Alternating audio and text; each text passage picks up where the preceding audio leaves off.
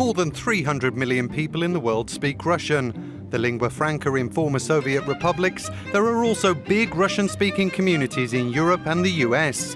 While not always the easiest language to learn, it remains popular with strong market demand from business, notably in the science and communication sectors.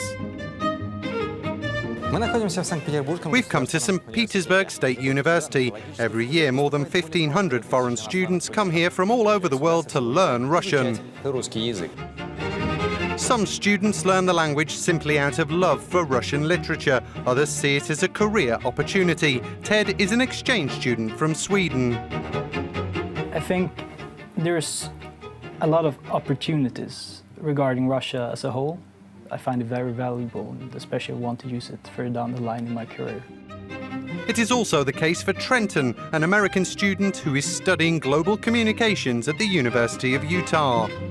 It's a challenge, it really is. Russian is not an easy language to learn from an English speaker's perspective, so I figured it was a fantastic opportunity to maybe get a leg up in the job market. There are students from more than 60 countries at St. Petersburg. For those who don't have the opportunity to study in Russia but still want to improve their skills and knowledge, there is a solution.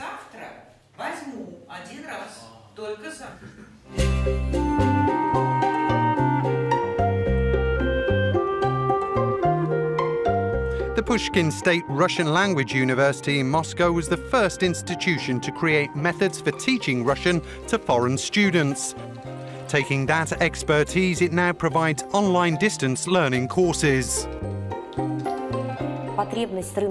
Our studies show that demand for personnel who can speak the Russian language in all spheres in the world today amounts to about 125 million people. Many people would like to come to Moscow to study at our institute, but not everyone has this opportunity. That's why we created our platform Pushkin Online. It's the e-school for the Russian language. It's free and accessible to everyone.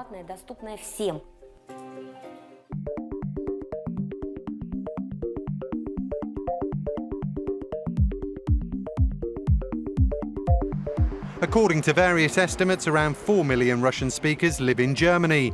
Demand to learn the language is high. Some study for purely intellectual reasons and an appreciation for Russian culture. Most German students, however, are driven by pragmatic considerations.